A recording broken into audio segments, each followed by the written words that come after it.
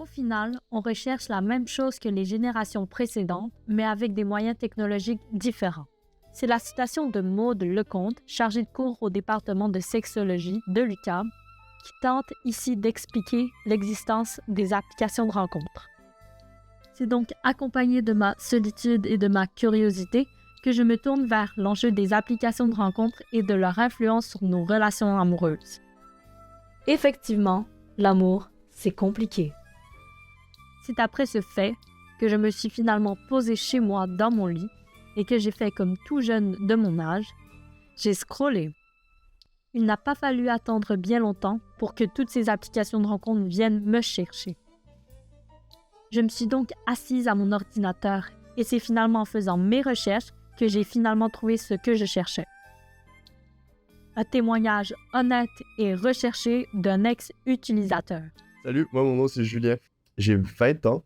Mon opinion sur les applications de rencontres, ça varie beaucoup.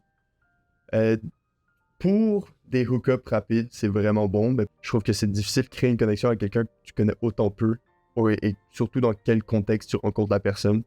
Les jeunes aujourd'hui ils utilisent ça pour la facilité et l'accessibilité. En effet, cette observation ne sort pas de nulle part.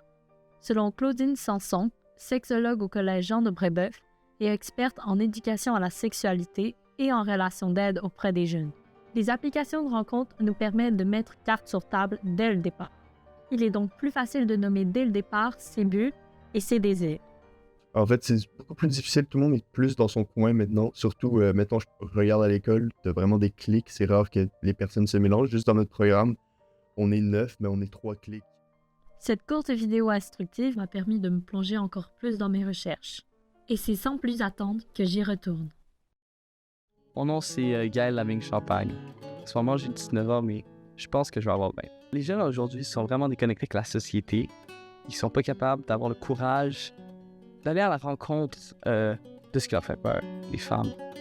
Parce que c'est surtout des hommes, à 75%, j'ai regardé les stats, qui utilisent les applications de rencontre telles que Tinder. J'utilise les applications de rencontre principalement pour avoir du fun. C'est pas pour vraiment sérieux. Je vais aller sur 2-3 dates, mais ça n'a jamais vraiment mené à grand-chose. Donc, j'utilise ça pour avoir du plaisir avec mes amis, c'est sortir, dire un peu n'importe quoi. Mais rien de méchant, par. Je m'appelle Carmen, j'ai 19 ans. Le fait d'avoir une application de rencontre et tout, ça peut juste te montrer qu'il y a tellement d'opportunités, des gens tellement différents. Comme le dit notre professionnel, lorsqu'on est à la recherche des rencontres interpersonnelles, on peut vite faire le tour de nos cercles d'amis. Les rencontres en ligne sont donc une bonne façon de découvrir de nouvelles personnes qui peuvent potentiellement nous apporter quelque chose de bien dans notre vie. Je sens qu'il ne me reste qu'une personne à découvrir. Salut, moi c'est Sacha, j'ai 18 ans. En parlant d'applications de rencontres, j'en ai jamais utilisé honnêtement, mais j'ai un ami qui, toute son secondaire et jusqu'à la deuxième année de cégep, n'utilisait jamais était très timide dans ses relations sociales, il n'y avait vraiment pas beaucoup d'interactions.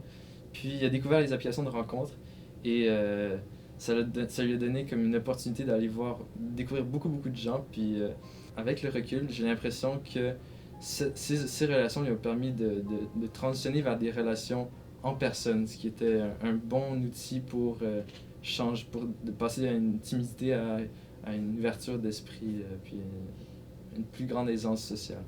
Tandis qu'un autre ami avait aussi découvert ces applications de rencontres, mais par contre, lui, c'était un cercle vicieux, c'est-à-dire qu'il est tombé là-dedans, puis il n'est jamais sorti, puis en fait, ça a rendu toutes ces relations qui étaient normales avant beaucoup plus rapides et beaucoup plus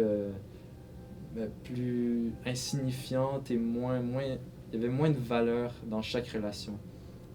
En effet, cette double anecdote nous montre vraiment le côté à double tranchant des applications de rencontres.